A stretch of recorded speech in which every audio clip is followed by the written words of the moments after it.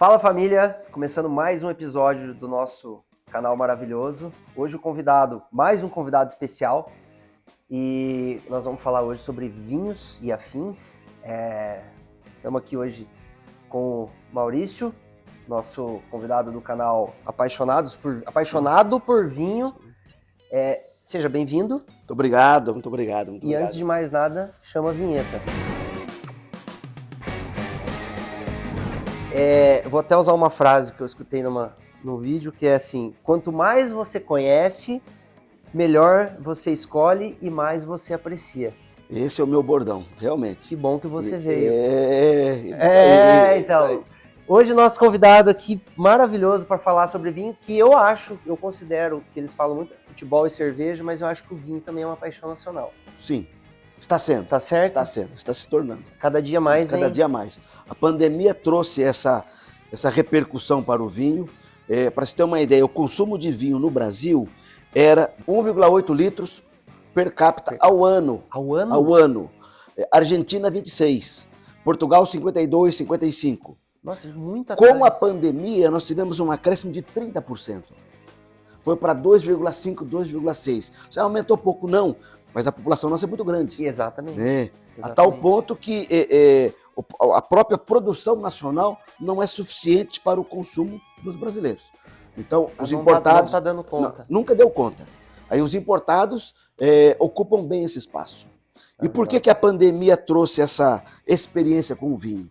Porque no começo da pandemia muitos ficaram em casa. Exatamente. Muitos trabalharam com home office. Muitos nem trabalharam e ficaram em casa. Certo? Com isto, você tem a possibilidade de consumir bebida alcoólica em casa, porque você não vai guiar. Até mesmo quem está no home office. Exato, né? Exato. Então aí se partiu para uma bebida que você pode tomar de uma forma descontraída, não é igual à cerveja. Exatamente. Né? E que você, como que se querendo curtir um momento especial em casa para amenizar as dores psicológicas da pandemia. Eu percebi bastante isso, inclusive quando a gente gravou com o Franco, Sim. Ele estava também falando sobre a questão de reformas e tudo mais, que as pessoas começaram a se conectar mais com a casa, mais com... Eu sei de muita gente que, putz, eu nunca tinha parado para olhar a minha sala e minha cozinha para sentar para tomar um vinho. Sim. Então eu acho que realmente isso mudou muito esse cenário, né? E o que ajudou bastante é que o Brasil já tinha um sistema de venda online estabelecido já há muito tempo, de alta qualidade. A wine. Não somente a wine, você tem hoje dezenas de importadores que têm um trabalho fantástico, né? Uhum. Eu mencionaria para você a Wine, foi uma das pioneiras. Sim. Você tem a Evino, que hoje está ao lado da Wine em volume. E a Evino, o ano passado, durante a pandemia, se uniu à Gran Cru, que são vinhos de alta qualidade. Então são importadoras que já estão no mercado há muitos anos. E todos eles têm um esquema de assinatura? Todos têm. Eu sei que o que eu mais conheço, que eu já vi os cases e tal, é da Wine. Né? Eu falo especialmente da Gran Cru, porque eu também sou embaixador da Gran Cru. Então a Gran Cru hoje tem essa fama de vinhos de alta qualidade até mais caros. Ela abriu várias linhas de clube, desde os mais simples até os mais sofisticados. Entendi. Coisa que as outras importadoras não têm, só fica nos simples. Só fica nos mais simples. Então eles atingem mais público. Todos os nichos. Todos os nichos. Todos os nichos. Tá. Então, antes da gente falar de todos, vocês podem ver que tem esse monte de apetrechos aqui que a gente vai falar. Eu queria saber da onde que surgiu a paixão pelo vinho, que deve ser mais antiga, mas é antiga. Para chegar a vir fazer um canal, né? Vamos lá. Na juventude, eu já tive o contato com o vinho. Certo. E vou falar um pouco de Santa Cruz aqui. Não sou santacruzense, mas amo essa terra de paixão. Cheguei aqui em 1970, com 8 anos de idade. Lembro que na Avenida Tiradentes tinha uma porteira. E presenciei quando foi tirada a porteira. Foi quando a Chácara Peixe foi aberta. Sim. Né? Então eu me sinto santacruzense. Na juventude, quem é da minha idade, fiz 60 anos aí esse mês, né? Já sou 60. Tô louco para tirar o cartão de estacionamento do idoso, né? É a primeira coisa que vou fazer essa semana.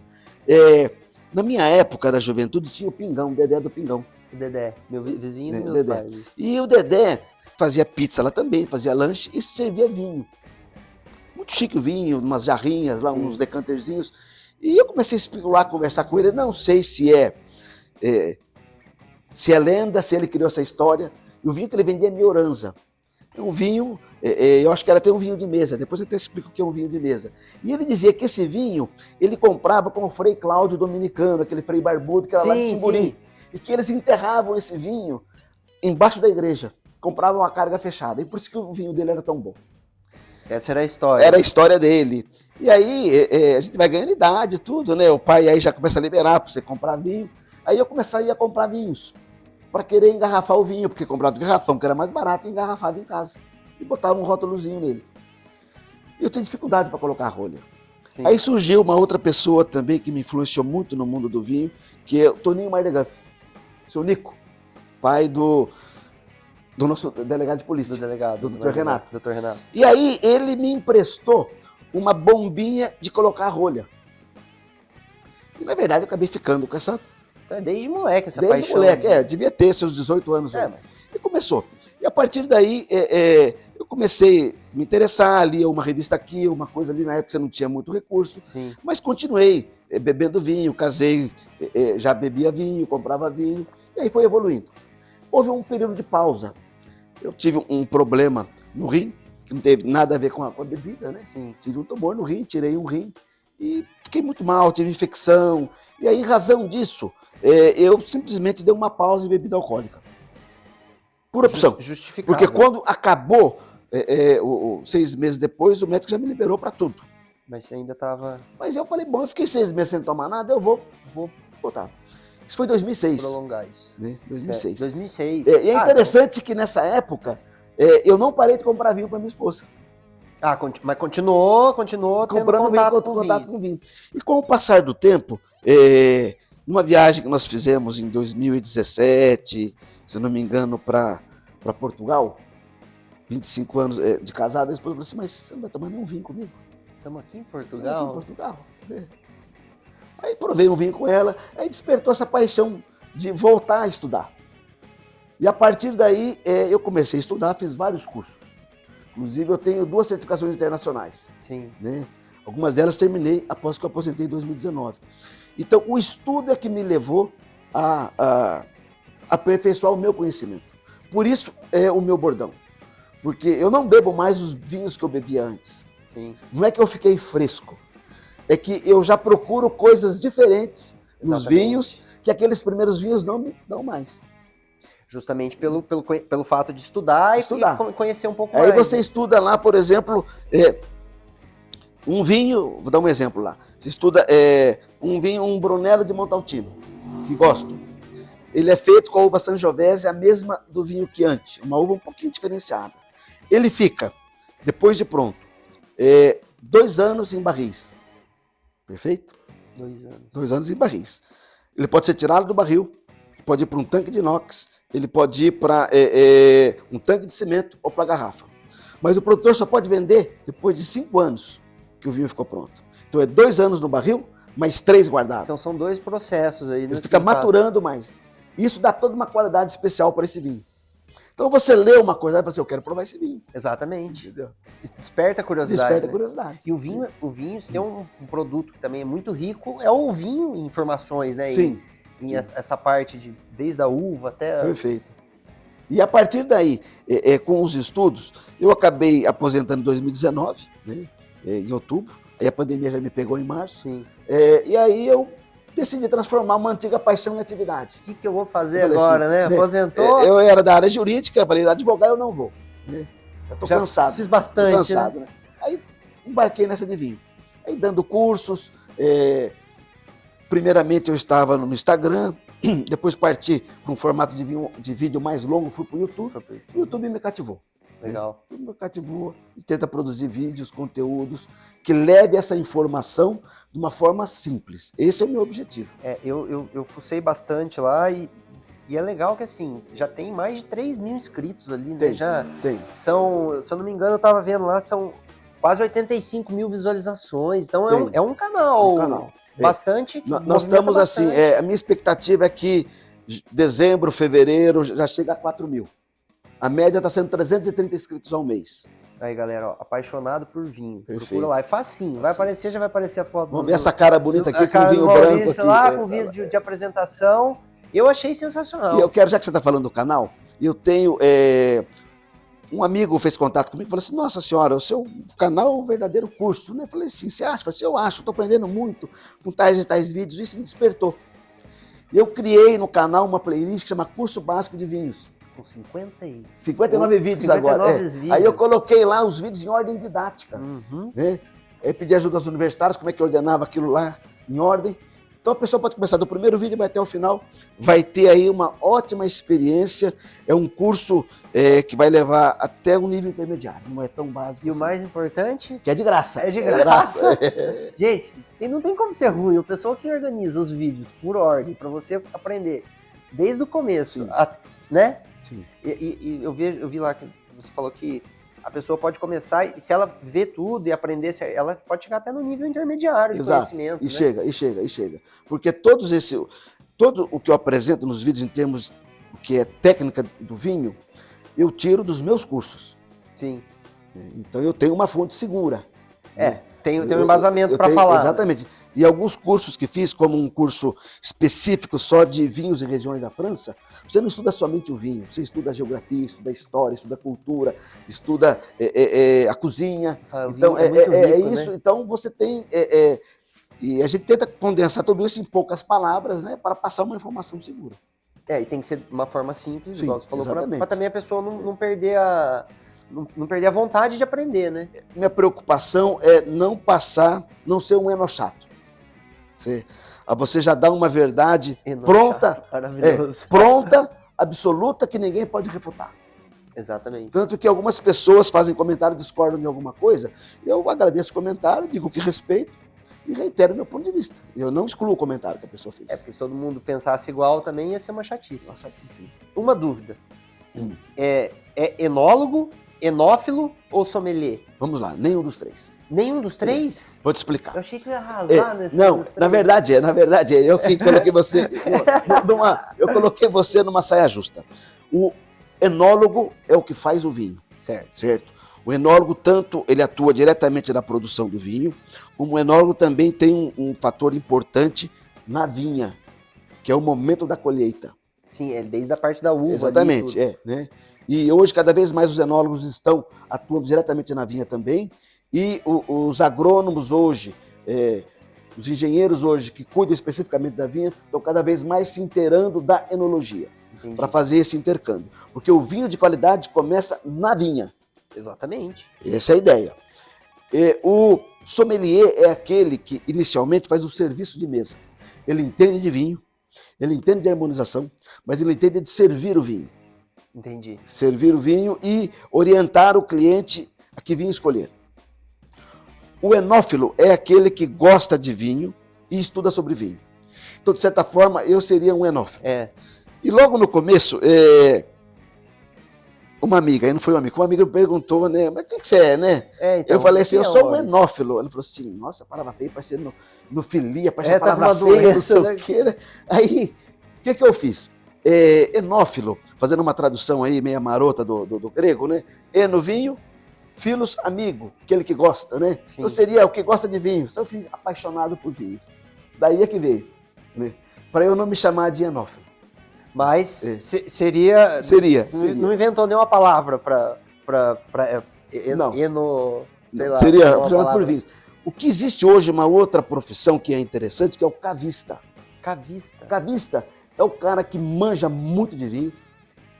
Você vai numa loja, você fala o que você gosta, e ele fala, eu tenho esse vinho que atende você. Cavista é que ajuda você a escolher o seu vinho numa loja. Então não é o sommelier. Não é o sommelier. Ele pode não ter formação de mesa.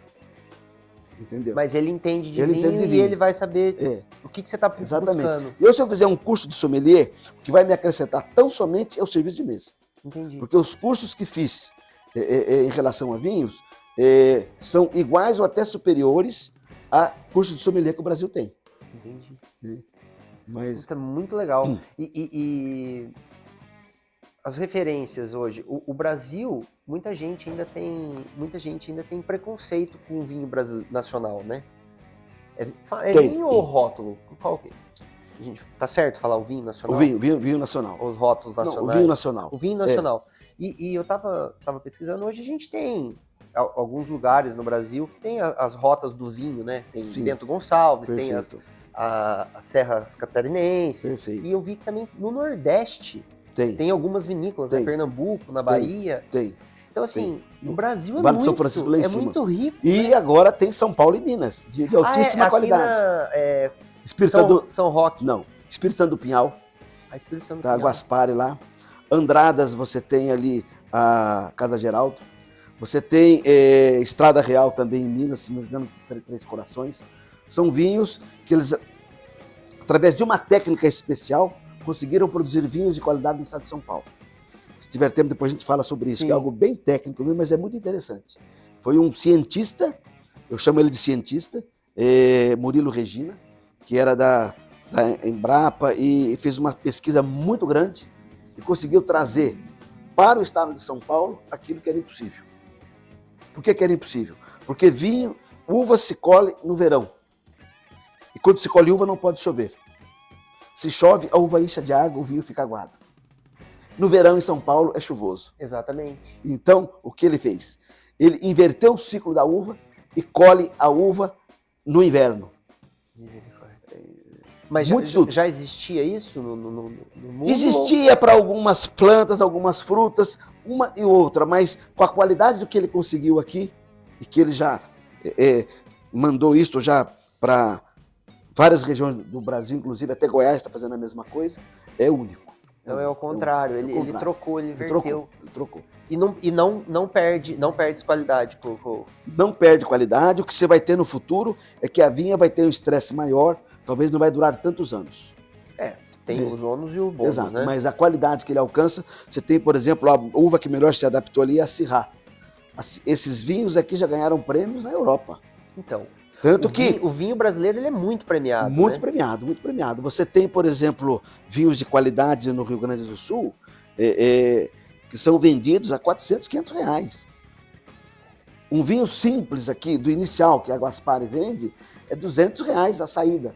Por quê? O processo é muito caro para você ter aquela Exatamente. qualidade. E aqui, o Brasil, acho que um dos mais famosos é a Casa Valduga, né? Você tem a Casa Valduga, você tem a Miolo. A Miolo é nacional também. É nacional também. A Miolo fica na estrada que tem ali em Bento Gonçalves, a Miolo fica de frente para o Hotel Spa do Vinho, que eles têm até uma parte lá. Você está no hotel, você vê a Miolo do outro lado da estrada. E você entra ali uns 200 metros para frente, numa outra estradinha, te leva ali na Valduga, 2 quilômetros ali. É tudo na mesma tudo região. Perto. O Vale dos Vinhedos hoje, da forma como ele é pensado, não deixa nada a desejar em termos de estética, de atendimento, a Napa Valley da Califórnia. Quem entra na Miolo, vê aquela construção, pensa que está no Napa Valley. No Brasil, hein? Tal é a qualidade do atendimento ao turista que eles dão. E a Miolo, então, tá na região de Bento Gonçalves. Bento Gonçalves. Eu sou louco para ir para... Eu não entendo muito de vinho, eu gosto, mas eu sou louco para ir fazer a rota do vinho lá em Bento Gonçalves. Você vai gostar. Eu quero ir de moto, eu já falei pra namorada, eu quero ir de moto, quero passar pelas serras e tal. Mas eu quero ir, eu sou louco para ir. E se quiser andar mais de moto, você estica até a Campanha Gaúcha. Lá próximo aos Sete Povos das Missões, lá embaixo. Lá na Campanha Gaúcha, perto de... São Borja. Deu branco aqui. Lá você tem uma grande concentração de vinícolas, inclusive o Galvão Bueno tem uma vinícola lá. A do Galvão, eu ia perguntar isso, a do Galvão é no Brasil, então? É no Brasil, na Campanha Gaúcha, lá no sul, no extremo sul, lá onde é o Pampa. E o Galvão, ele é produtor também, né? Ele pega o processo inteiro, ele não tem só uma marca de vinho. Não, ele faz tudo. Tem vários vinhos e faz tudo. E quando ele iniciou, ele contratou um grande enólogo italiano. Se não me engano, é Roberto Cipresso, se não me engano. Que, inclusive, ele faz esse Roberto, um Brunello lá, na Itália, e que o Galvão vende aqui. O Galvão, ele tá há muito tempo nessa... Tá. Tem o outro jogador de futebol também, o Hernani, do São Paulo, o Hernani só que a dele é na Itália. No Piemonte, na Itália. É na Itália. No Piemonte, exato. Imagina se chegasse, o que você tem? Eu tenho uma vinícola na Itália. Hoje, cada vez mais, artistas estão tendo vinícolas como investimento e também como um status. Então você tem aí Isso mostra o crescimento do vinho. Crescimento do vinho. Você tem jogadores ingleses, atores ingleses que compraram várias vinícolas lá na Toscana. Que ruim, né? Que ruim, então. Tem uma vinícola na Toscana, de vez em quando você senta, arma uma mesinha ali. Maravilhoso. Hoje... Mas os vinhos do Profeta não chegam no Brasil por menos R$350. Uma questão, e é isso que vale. Questão de qualidade mais a importação. Eu esqueci qual que é a marca do vinho dele. Vou lembrar já. Eu olhei... Não é Profeta mesmo? É. Ah, você coloca... É, o Profeta, né? É o Profeta. Será que é esse o nome? Eu tô puxando aqui pela memória, eu não vou arriscar. Faria sentido, né? Mas, então, o vinho nacional, legal. O que hoje, assim, para uma pessoa... Eu vejo que o brasileiro é assim. Pelo que eu percebo. A galera... Vamos falar de vinho agora. A galera olha pro casileiro, sim, olha pro Conchitoro, sim, olha para algum vinho argentino. Sim, perfeito. E acaba esquecendo do brasileiro, do nacional. Um vinho nacional, assim, é o miolo, né? Olha, a Valduga tem várias linhas, né? A Valduga não é mais... Não é só espumante, não. Não é só espumante. Eu li, captei seu pensamento. A Valduga tem uma grande linha de espumante, né? Desde os mais simples até o que a gente chama de mais complexos, de melhor qualidade, como a linha 130. Mas você tem a Miolo, a Valduga tem uma linha Terroir, são vinhos de alta qualidade, na faixa dos seus R$70, R$80, que ganham muito de qualquer caseiro. Embora quem ame vinho chileno vai discordar de mim, a questão de paladar. Você tem a linha Miolo. A Miolo tem uma linha inicial que chama Seleção. Com o aumento do dólar, tudo agora, que chegue hoje a R$35 a linha Seleção, a garrafa. Vale a pena. E acessível. Tem um Seleção Rosé. Eu até gravei um vídeo sobre isso. 4 vinhos bons e baratos. Comprei aqui no mercado de Santa Cruz e provei os 4. Esse Rosé Seleção é muito gostoso. Depois você tem uma linha antiga da Miolo que chama linha Reserva, né? Já existe muitos anos. São vinhos que já fazem R$60, R$70, R$60. Muito bons. E eu acho que compete com a linha, é acima de todos os reservados. Certo. Né? E aí ele vai subindo. Você tem todas as faixas de preço. A Miolo é que conseguiu entrar com vinhos fino, que eu vou explicar o que é vinho fino, mais baratos. Quando você fala da Casileiro, qual que você falou? Conchitoro, né? Você está tendo um retrato do seu convívio, do seu conhecimento. Mas essa não é a realidade do Brasil. Exato. 80% do vinho consumido no Brasil é vinho de suave de mesa. Então aqueles 2,75 litros hoje, 2 é vinho suave de mesa. E qual é a diferença? O vinho suave de mesa, o Pérgola suave de mesa, até 2020, por 6 anos consecutivos, 6, foi o mais vendido no Brasil. E o que é o vinho suave de mesa? No contraponto dele, o vinho fino, que é o Casileiro e todos os outros mais. Isso é importante explicar. O vinho suave de mesa é um vinho feito com uva de mesa, uva de chupar. A uva convencional. Uva Bordeaux, Niágara, vai por aí fora, essas uvas. São uvas que não são adequadas para fazer vinho. E por que faz vinho? Por causa de uma longa tradição no Brasil, por causa de uma praga que tomou conta da Europa na segunda metade do século XIX, 1850 em diante, que chama filoxera, que acabou com todos, dizimou. E a única videira que resistia à praga era a americana. Por quê? Porque essa praga veio dos Estados Unidos. Entendi. Então ela já estava acostumada. Né? E como chegou lá? Justamente pelos barcos a vapor. Porque quando não tinha barco a vapor, você levava uma muda daqui para lá, o bichinho morria na viagem. Certo. O barco a vapor, em 2 meses, ela resistia. Entendi. Tanto que hoje, qual foi a solução que foi dada? Achou a solução? Não achou. Simplesmente hoje, 95% dos vinhedos do mundo, ou 90%, você tem um enxerto. O cavalo dela é uma uva americana. E em cima é uma uva europeia, que é a uva fina. Então é como se fosse uma base. Uma base. E qual é a diferença? A uva fina, ela é menor, certo. Tem casca mais grossa, tem mais açúcar. Tem mais aroma. O vinho de mesa, ele não tem aroma, só aroma de uva. E isso eu escuto sempre e respeito, e nunca falei isso para quem faz esse comentário. Quem gosta de vinho de mesa e está tomando vinho de mesa, você olha que cheiro de uva delicioso, né? Só que isso é uma limitação. Se eu tiver um cheiro de uva num vinho fino, o vinho fino foi mal feito. Entendi. Porque é um composto orgânico que dá isso. Entendi. Né? No vinho fino, são poucos as uvas que têm cheiro de uva. A moscato é uma delas. Moscato tem flor, tem cheiro de uva. Tirando a linha moscato, é muito raro você ter o cheiro de uva num vinho fino. E como o vinho fino, a uva de mesa tem pouco açúcar, é o açúcar que é transformado em álcool. Sem querer dar aula de enologia, porque não é minha praia, mas há uma levedura, como se fosse um fermento. Certo. O fermento come o açúcar, e ele comendo o açúcar, o metabolismo da própria levedura gera o álcool. Entendi. Quanto mais açúcar tiver na uva, mais álcool eu vou ter no vinho. O máximo que você consegue de uma uva de mesa é 10,5, 10 de álcool. É o máximo de maturação dela. Bastante. Sim e não. E aí que você tem o quê? Ele comeu todo o açúcar, por assim dizer. Certo. O vinho ficou seco. É.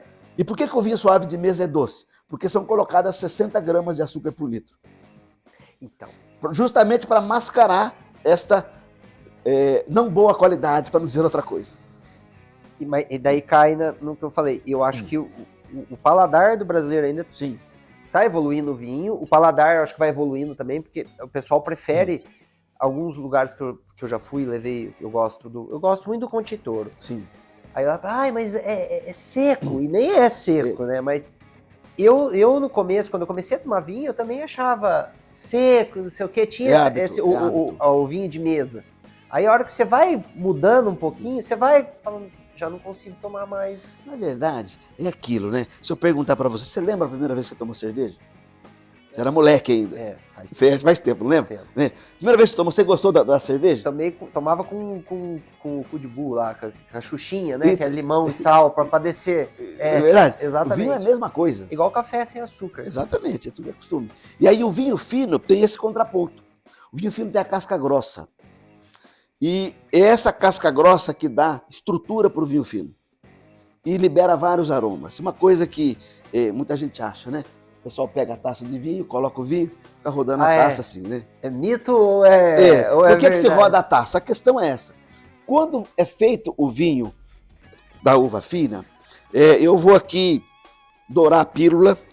Do ponto de vista técnico não está 100% correto, mas é mais fácil compreender assim. Certo. Você tem na casca da uva e na própria uva vários compostos orgânicos.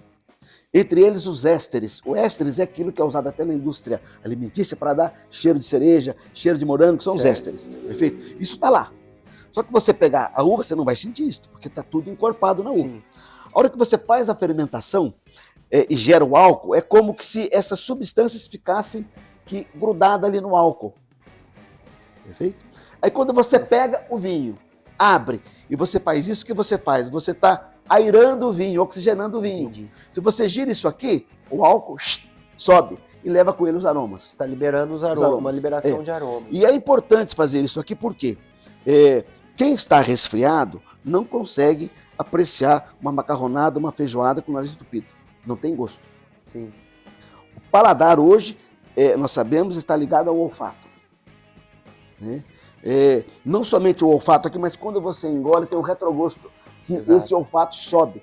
Esses gases assim sobem e atingem a narina. Então, mastigando, engolindo, você ainda sente o olfato. É esse olfato que você sente que dá também o paladar, o gosto. Então, quando você faz esse giro, você está enriquecendo o seu olfato e você vai enriquecer o paladar do seu vinho.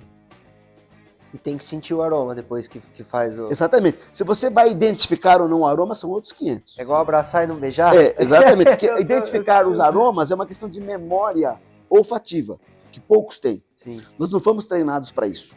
Né? Mas se você chegar na sua casa, alguém estiver arrebentando pipoca, você não conhece o cheiro de lá da porta. Exatamente. Memória olfativa e afetiva. Exatamente. Também, Você chega na casa passando café, mesma coisa. Mesma coisa. Fritando peixe. Não é verdade? Realmente. Agora, isso é treino. Você pode treinar o seu olfato para você identificar os aromas do vinho. E aí você vai ter uma riqueza muito maior. E o detalhe está aqui, o vinho fino, cada uva, você tem mais de 5 mil uvas diferentes. 5 mil? Eu posso tentar falar 30, 40, 50 para você aqui. Nossa, perfeito? É bastante. Mas você tem para cada uva uma paleta de aromas diferentes. E dependendo como o enólogo faz... Pode variar, pode... acrescentar aromas. Mas eu digo, vinho não é bolo. que a dona de casa coloca uma essência de baunilha. Entendi. Vinho não tem nenhuma essência. Os aromas aparecem em 3 fases diferentes. Quando faz o vinho, fermentou, aparecem todos os aromas de frutas. Frutas, flores, mato, aparece. Isso se essa uva tiver esses aromas. Certo. O vinho está pronto. Ele passa esse vinho numa barrica de carvalho. Se a barrica for relativamente nova, que pode ser barrica usada, e o vinho não é pior por causa disso, é o enólogo que escolhe, porque os efeitos são diferentes. A qualidade não perde, mas muda. Aí ele vai ter o que nesse vinho que passou por uma barrica nova? 12 meses, 18 meses. Pode aparecer um aroma de tostado, queimado, tostado, baunilha, coco, caramelo. E se esse vinho for para a garrafa e ficar um bom tempo na garrafa, esses aromas podem evoluir para café e chocolate amargo. Gente. Então você tem, quando faz o vinho, são os primários. Exato. Quando você está maturando o vinho, são os secundários. E depois que já está engarrafado na garrafa, que matura mais ainda, são os terciários. Então é muito mais complexo do que a gente imagina. É muito mais complexo, Zé. Então se você pega um Brunello que eu falei para você, que saiu do produtor com 5 anos, a orientação é que você tomar ele com 10, não com 5. Então você vai dois, ter... como que vai 2 na barrica. 2 na barrica. Daí, mais 3 guardados. Mais 3 guardados. Dá 5. E aí, mas aí já pode... Pode consumir. Mas só o ideal é mais 5. Mais 5. Mais 5. Por isso que não é barato. Você compra um Brunello hoje, com 10 anos, você vai pagar. Eu geralmente compro quando sai. Você paga bem mais em conta. Porque daí você guarda. Deixa ele guardado. Eu guardo. Então essa é a riqueza Entendi. do vinho. O processo. Que vai liberando todos esses aromas. Então o que eu sugiro é, você comprou um vinho, por mais simples que seja, entra na internet, qualquer vendedor desse vinho na internet vai ter lá a ficha técnica dele, por mais simples que seja a ficha, vai falar quais são os aromas do vinho. Certo. Então você vai ler aquilo e ver se você consegue identificar alguma coisa. Para você ir se treinando. Isso é mais fácil legal. Num curso, por exemplo, nos cursos que dou, que eu abro o vinho, eu vou conversando para que as pessoas comecem a identificar os aromas. Né? Tem toda uma técnica para aprender a identificar. Mas você pode fazer isso em casa, sem qualquer custo, através pegando a ficha técnica na internet. Você tenta identificar. Exatamente. Eu tenho um vídeo que eu explico detalhadamente como identificar os aromas do vinho. Um vídeo até de uns 20 e poucos minutos, lá. Né? Tá lá. É interessante. É lógico que é. É o que você falou. Você vai aguçando o teu paladar, o teu olfato, vai aprendendo mais e vai querendo mudar os vinhos que você está tomando. Né? Vamos falar desse espumante aqui? Eu já estou morrendo de vontade de mudar de vinho. Agora. Algo interessante. Agora eu que vou entrevistá-lo. Você sabe a diferença de espumante e champanhe? Você sabe, sim. Não, então vamos lá. Então. Não sei. Vamos lá. Fiquei na Berlinda aqui. O espumante, o champanhe é um espumante. Certo. Mas nem todo espumante é champanhe. Existe algo no mundo do vinho que chama denominação de origem. Alguém já viu falar, por exemplo, da queijo da Serra da Canastra? Tá. Porque Serra da Canastra é uma denominação de origem. Só pode ser Serra da Canastra, queijo Serra da Canastra, o queijo produzido naquela região, desde que as vacas sejam daquela região. Certo. No vinho, isso existe há mais de centenas de anos. Quando uma região começa a produzir um vinho com uma característica muito interessante, essa região é reconhecida como uma DO, denominação de origem. Certo. Isso é tão sério que quando surgiu a União Europeia, unificou como se faz isso na Europa toda. Sendo que alguns países que tinham alguma tradição da forma como chamava, até deixaram chamar da forma antiga, como na França é apelação. Se você for traduzir apelação, denominação é a mesma coisa. Né? E o que é então o champanhe? É uma região da França, onde o espumante é de altíssima qualidade, tem características geográficas, climáticas e de solo, de maneira que só o espumante feito lá, com aquelas uvas, tem essas características. Caramba. E associado a isso, fizeram um merchandising muito forte na década de 50, que transformou, principalmente por causa da família real britânica, que só tomava champanhe. Tem aquela frase célebre do Winston Churchill, né? Dizendo para os seus generais, né? Vamos lutar pela França, não somente pelos franceses, mas pelo seu champanhe. Pelo seu champanhe. Tal era a fama que o champanhe tinha. E que associou o champanhe ao luxo, ao glamour. Exato. Isso está até hoje. Fórmula 1, não tem Fórmula 1 sem champanhe. Não tem. Né? Todo o resto do mundo não pode chamar champanhe. É espumante. Então, só o que vem de lá, daquela região, Exatamente. que é o champanhe. É o champanhe, né? E o champanhe é uma bebida ou espumante que tem uma acidez alta. Acidez é algo bom no vinho. Você fala assim, não gosto de vinho ácido. Talvez que você não goste no vinho seja de outra coisa que eu posso explicar daqui a pouco. A acidez é essencial no vinho, inclusive para a harmonização. Interessante. Ele tem uma alta acidez e aí ele é necessário ser servido a uma temperatura de pelo menos 6 graus. Certo. Então aqui eu tenho água e gelo, o gelo já derreteu. Você pode deixar o seu espumante na geladeira. Não coloque no freezer, porque você vai ter dificuldade para tirar a rolha. Né? Eu sempre trago um paninho aqui para limpar e eu esqueci. Não tem problema não. Legal. Cai aqui, não cai aqui no tapete. Não tem problema. E aí você coloca 2/3 de gelo, completa com água. Deixo na geladeira 3, 4, 5 horas antes. Coloco aqui e posso colocar uma colher de sal e uma xicrinha de álcool. Porque é uma solução que vai deixar isto aqui abaixo de zero. Menos 5, menos 10. E não vai congelar. O pessoal faz muita cerveja aí. Exatamente. Então, essa é a ideia. E como se abre um espumante sem passar vergonha? Vamos lá. Eu vou fazer um stories aqui. Vamos lá, então. Ver se eu consigo. Esse espumante aqui ficou guardado já em casa há algum tempo. Eu descobri lá no fundo da adega hoje. Então pode ser que a rolha esteja um pouco travada, tá certo? Mas vamos lá. Vamos ensinar como abrir esse espumante de forma simples. Dá para pegar aqui? Dá. Ó, primeira dica. Pega lá, eu pego daqui também. Primeira dica, ó. Mão em cima, não tire a mão. Eu tenho aqui uma pressão de 5, 6 atmosferas, que é mais ou menos a de um pneu de carro. Então, se isso escapar, for no olho, um abraço. Um abraço. Então, ó, soltou a gaiola, tá certo? A maioria dos espumantes, a rolha sai fácil. Espero que eu não passe vergonha. Segurando. Essa está travada realmente. Ó, você vai girando. É alavanca, ó. Vai girando, só girando e ela vai subindo. Só que o detalhe é o seguinte, o ideal é que não se exploda a rolha, porque a riqueza do espumante é a perlagem, a borbulha. Se você explodir a rolha, você perde perlagem. Se você for num restaurante e o sommelier for abrir para você ele vai fazer um pif. Eu tô conversando que ver se eu consigo, ó. Olha lá, tá saindo, ó. Que aflição. Tô segurando, ó. É isso aqui. Não pode fazer aquele... Não. Porque tem uns que estoura. Primeiro é sua. Ó. Esse é um espumante espanhol. Vamos lá.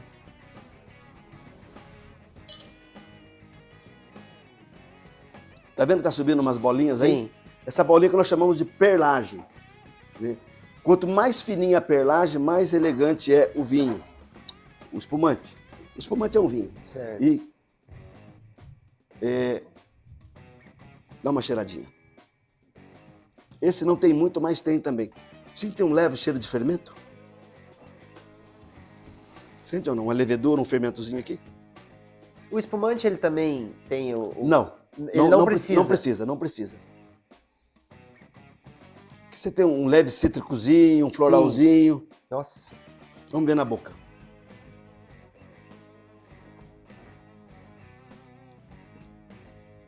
Ele é brut. O brut, ele tem menos açúcar, mas tem açúcar. Esse brut espanhol deve ter seus 12 gramas de açúcar por litro. Mas por que você não sente o açúcar? Porque tem uma alta acidez. A acidez mascara o açúcar. Ela mascara o açúcar. Né? Entendi. Então e você percebe que está bem gelado, não dá? Tá gostoso. Porque se não for essa temperatura, ele fica intragável. Fica. Só de geladeira, fica xoxo. Aquele espumante quente, ele não é legal. E você tá lá com a sua esposa, com a sua namorada, vai demorar para tomar a garrafa de espumante. O que você faz para não perder a perlagem, as borbulhas? Uma tampa dessa. Olha lá. Depois já... Vamos servir o nosso amigo também. Ó, pega nesse copinho especial, depois a gente explica. Por que depois você devolve que eu vou explicar o que é esse copo aqui. Passa lá para ele. Pronto. Depois de aberto, ele tem prazo de validade de Olha, consumo ou eu isso é... já abri espumante na hora do almoço, com a família, não consumiu tudo, coloca a tampa, vou para a geladeira. Certo. Chega lá no domingo na janta, eu quero tomar o restante, subo ele aí pro freezer. Eu não vou fazer toda essa ginástica aqui de novo. O freezer ele já gelou faz lá um essa pouquinho. função. Você tira, ele tem borbulha satisfatória.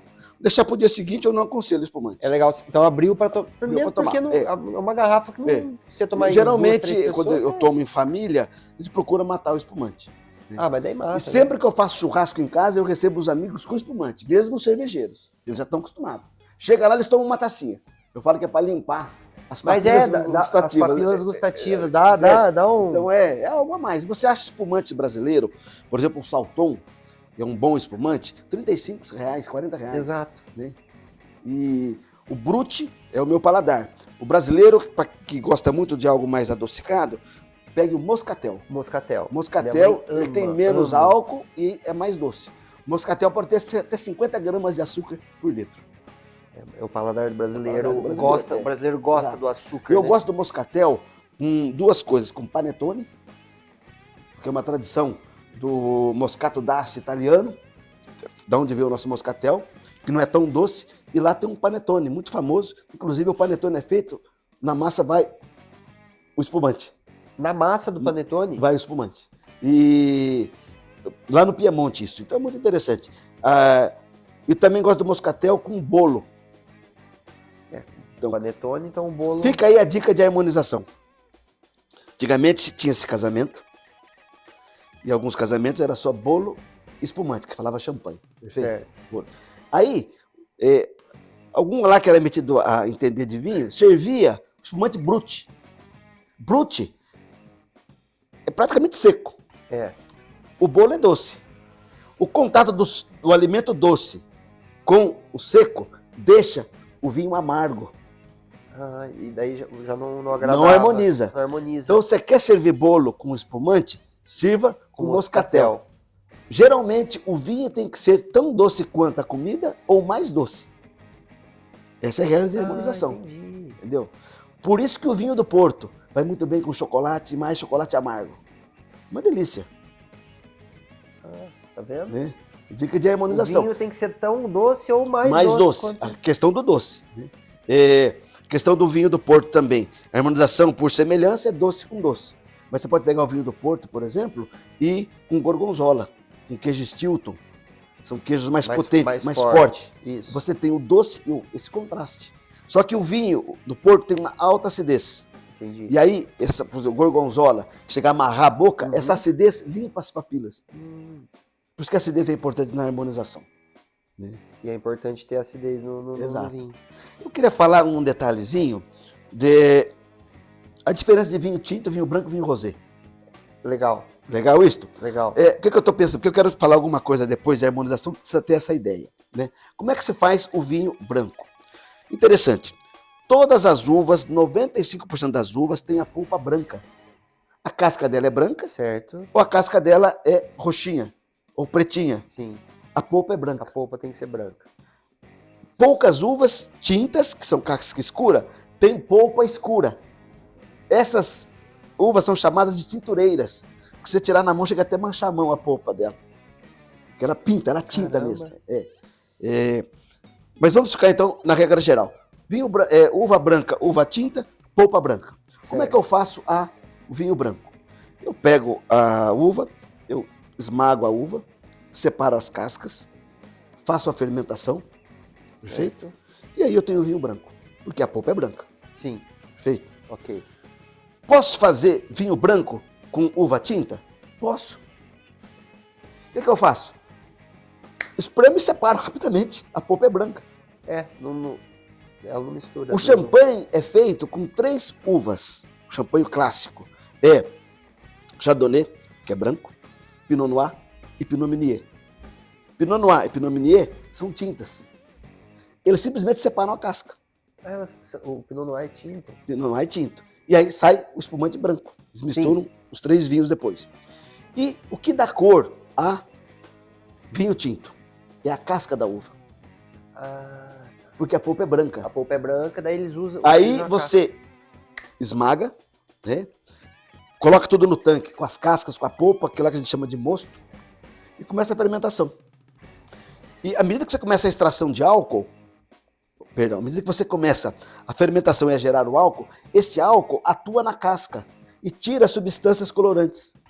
Aí vem, o líquido fica... Exatamente. Fica e a grande riqueza do vinho tinto são substâncias que tem na casca que chama tanino.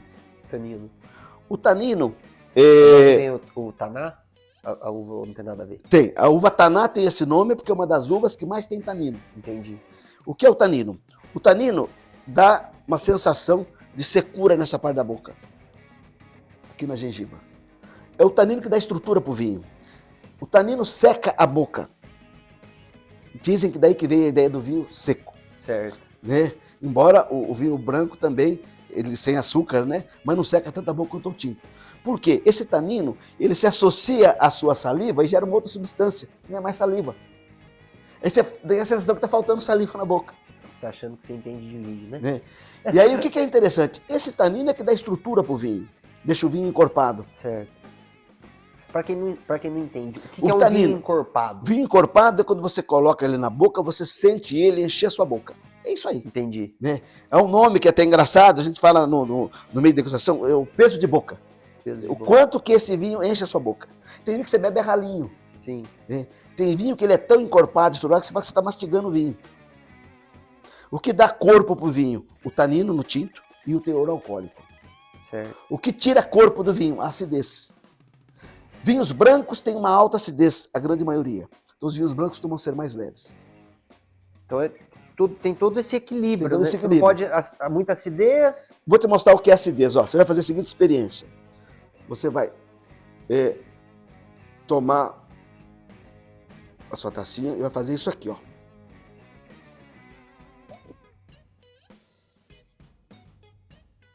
Você vai abaixar a cabeça, vai ver o quanto você vai salivar aqui. Tá certo? Vê se você consegue. Aí você não engole a saliva, pra você perceber. E pra tomar, o ideal é dar uma...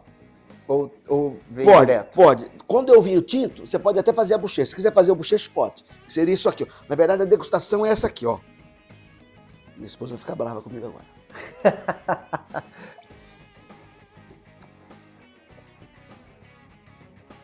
A dar uma... Você vai salivar a barbaridade.